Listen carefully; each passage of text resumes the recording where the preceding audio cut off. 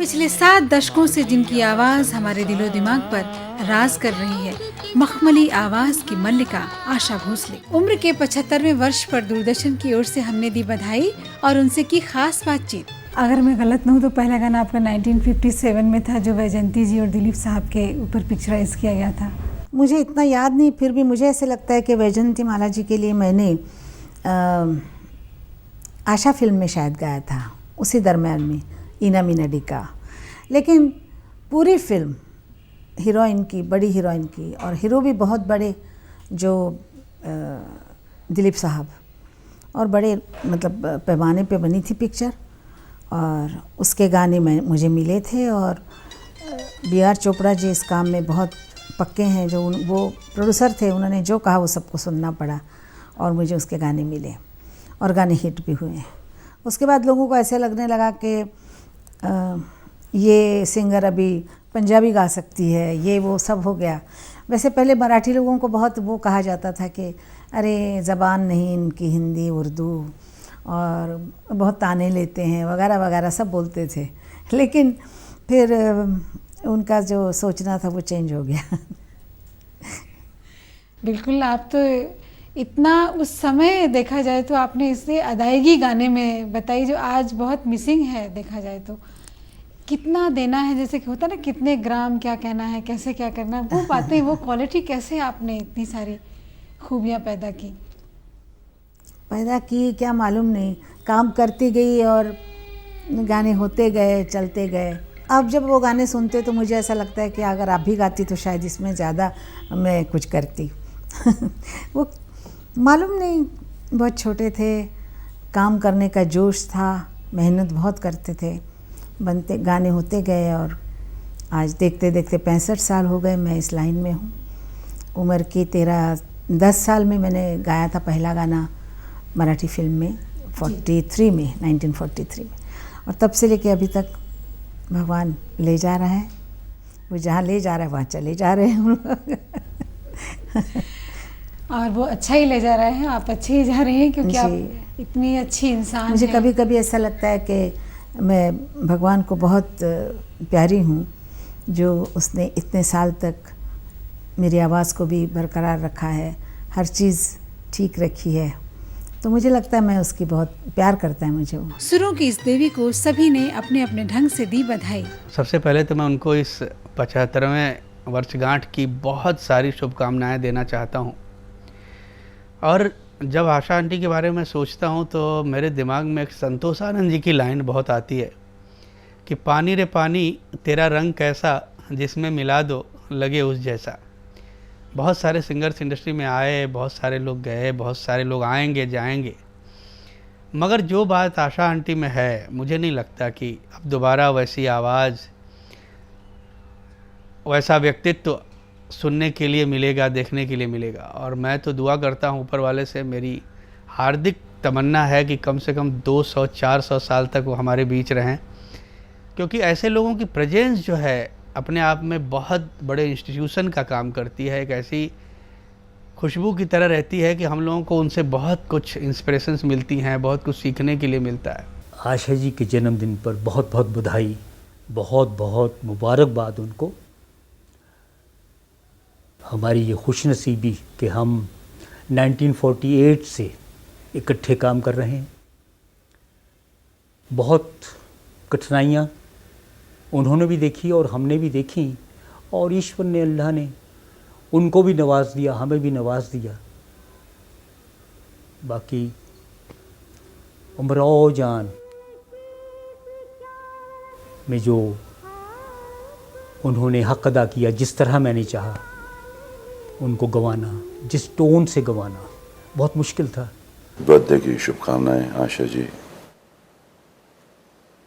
जो हम सबके दिल के तार को, दिल के अंदर, हमारे गुद्दे के अंदर घुसी हुई है। उनकी आवाज़ सुन के हम बहुत सारे रोमांसेस किए हैं।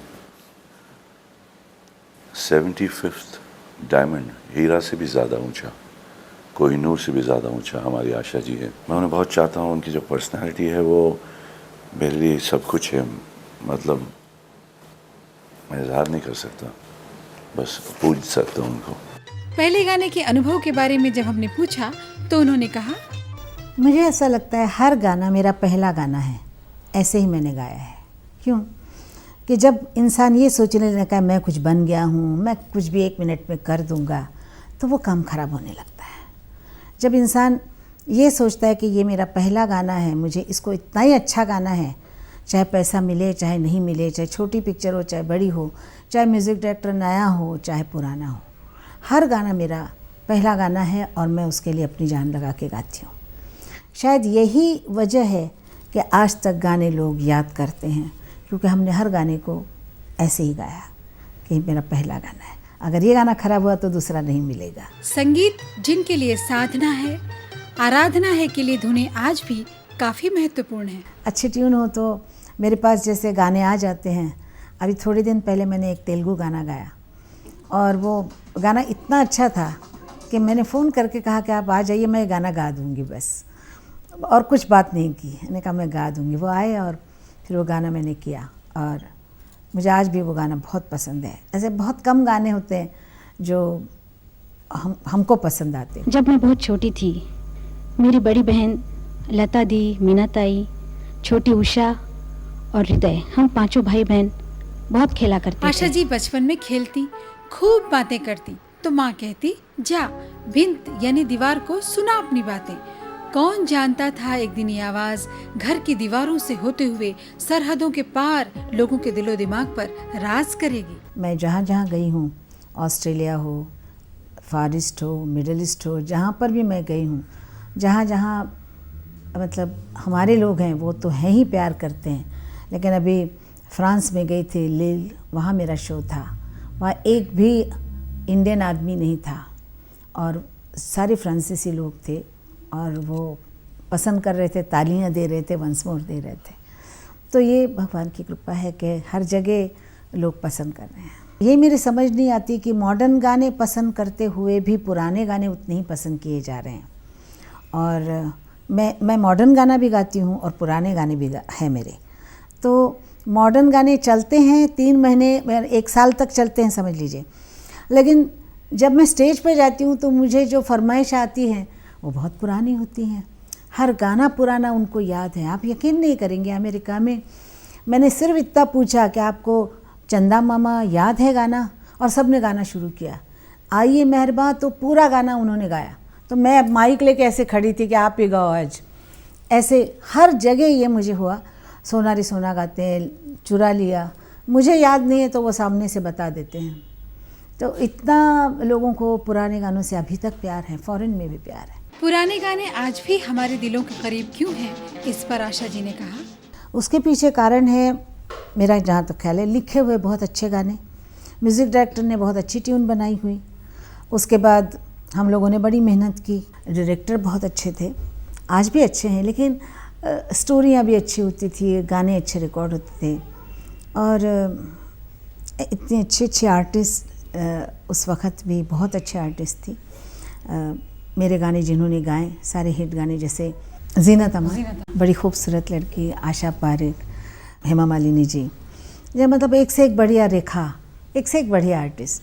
तो गाने वो उतने ही अच्छे पिक्चराइज भी होते थे और आज तक लोगों के दिलो दिमाग पे छाए हुए हैं। हाँ, आपने कहा कि पहले के शब्द अच्छे होते थे, धुनें अच्छी होती थी, अदायगी और उनके पिक्चराइजेशंस भी बहुत अच्छे होते थे। कहीं तो कुछ मिसिंग है आज। हाँ, बहुत कम लोग हैं जो लिख रहे हैं, जो बहुत अच्छा लिखते हैं। और उस वक़्त तो ये था कि साहिर साहब, शकील बदायूनी, मैं कितने नाम लूँ, बहुत सारे लोग, मंजरू साहब, सब उर्दू के मतलब मास्टर लोग, और म्यूज़िक डायरेक्टर भी आप तो जानती कितने बड़े बड़े, गाने वाले भी कितने। तो गाने चलते थे और लोगों को आज भी याद है। और आज के गाने भी लोग बहुत पसंद करते हैं, डांस वांस करने के लिए बहुत अच्छे लगते हैं गाने, लेकिन फिर भी पुराने गानों का वो दौर है अभी भी चल रहा है। हाँ, वो जो दिलों को छूते, जैसे ये है रेशमी जुल्फों का अंधेरा, कभी किसी को मुकम्मल जहाँ नहीं मिलता, इन आँखों की मस्ती या दिल चीज़ या चुरा लिया किसे भी। अब रेखा ने जिस तरीके से उसको अदा किया है, तो हमने भी गाया है और उन्होंने 4 चांद लगा दिए हैं। मशहूर गजल गायक गुलाम अली साहब ने कहा, जब तक जीते रहें वो गाते रहें। वो बहुत अच्छा गाते हैं, मेरे साथ भी गाए हैं और मेरे से बहुत प्यार है, मेरे घर की तरह हैं वो आशा जी। तो मैं उनके लिए बहुत सारी दुआएं, बहुत सब दुआ करता हूं कि वो हमेशा इसी तरह सुर में गाते रहें। हाईटेक गाने की रिकॉर्डिंग के अनुभव को संगीतकार शमीर टंडन ने बताते हुए कहा, आशा जी के साथ काम करते हुए मुझे करीब 4 साल हो गए हैं और मैं ये कहना चाहता हूँ कि आशा जी के साथ जब हमने काम शुरू किया तो ये ड्रीम कम ट्रू से भी बहुत बड़ी बात थी। वो इसलिए क्योंकि ऐसा हमने कभी बचपन से ड्रीम ही नहीं किया था कि हम आशा जी के साथ काम करें। ड्रीम्स भी ऐसे होते हैं जो कभी पूरे हों, पर ऐसा तो ड्रीम भी नहीं था। और एक ऐसी व्यक्ति जिनको हमारे नानी दादी, हमारे माता पिता सुनते हुए बड़े हुए हैं, हम बड़े हुए हैं, उनके साथ हमें काम करने का मौका मिला। उन्होंने हमारे संगीत निर्देशन में गाया। I think we are blessed children of God, that God has given us such a great opportunity. मैं बताना चाहूँगा कि शुरुआत हमारी कैसी हुई, and then the rest of course is history, क्योंकि I have done such immense amount of work with Tai. कि मेरा एक गाना था जो मेरी सबसे पहली डेब्यू फिल्म में था, जो मैंने बना के मधुर भंडारकर साहब को सुनाया था। गाना था हुजूर आला। और तब मुझे पता चला, मैं जानता भी, मतलब वो मुझे जानती नहीं थी और मैं भी नहीं जानता था कि कैसे उनके साथ संपर्क किया जाए। तो मुझे पता चला कि वो अमेरिका में हैं उन दिनों, सैन फ्रांसिस्को में उनके एक बेटे रहते हैं। तो ईमेल पर उनके छोटे सुपुत्र से मेरी कुछ चैटिंग हुई और मैंने वो गाना यहाँ पर रिकॉर्ड करके अपनी आवाज़ में उन्हें वहाँ अमेरिका ईमेल द्वारा भेजा।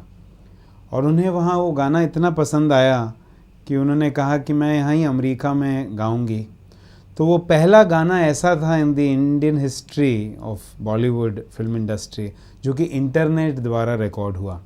मैं बैठा बम्बई में, वो थी सैन फ्रांसिस्को में, और मेरी आवाज़ सुनकर उन्होंने पूरा गाना वहाँ पर एक स्टूडियो में गाया और इंटरनेट द्वारा उन्होंने मुझे भेजा।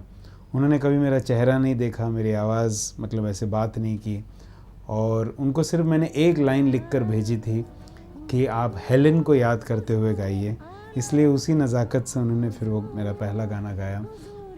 ताई इतना ज़्यादा उनको तजुर्बा है कि वो जब मुझे अमेरिका से ये सब भेज रही थी रिकॉर्ड करके, क्योंकि हम लोग निजी रूप में एक आमने सामने तो थे नहीं रूबरू कि मैं उन्हें करेक्ट कर पाता, तो उन्होंने अंदाज़े से ये गाना मुझे गाकर भेजा। तो उन्होंने मुझे बहुत सारे ऑप्शंस भेजे।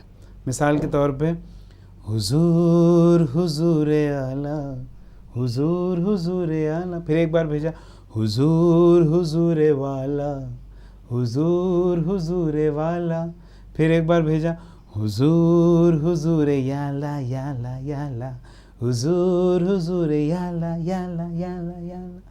तो उन्होंने अपनी तरफ से इतना कुछ मुझे गा गा कर भेज दिया कि जब मैं छांट रहा था उनके टेक्स तो मैंने हुजूर आला एज अ प्लेन रखा, नॉट हुजूर वाला या हुजूर आला। So it is the greatness of that singer that for a very new composer like me, for a debut film without even knowing me, she just blessed me by singing this song and I am eternally grateful to her.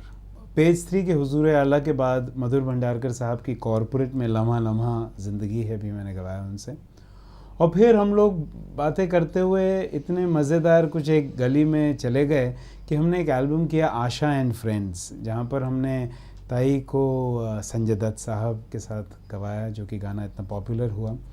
फिर उर्मिला मातोंडकर और जो कि Australian pace bowler हैं Brett Lee, सबके साथ गवाया। तो जब ऐसा सिलसिला शुरू हुआ तो मेरा घर पे उनका आना जाना काफ़ी रहा। और ये कॉन्ट्ररी टू बिलीफ, ये जितनी बहनें हैं, चाहे बड़ी दीदी हों, ताई हों या उषा जी हों, मीना ताई हों, they are all very close. एक ही साथ एक कुटुंब में पारिवारिक तरीके से रहते हैं, हंसी खुशी। तो मैंने देखा कि उषा जी भी बहुत अच्छा गाती हैं और मुझे एक फ़िल्म करने का मौका मिला है। फ़िल्म का नाम है बाल गणेश। तो उस फिल्म में हम चाहते थे कि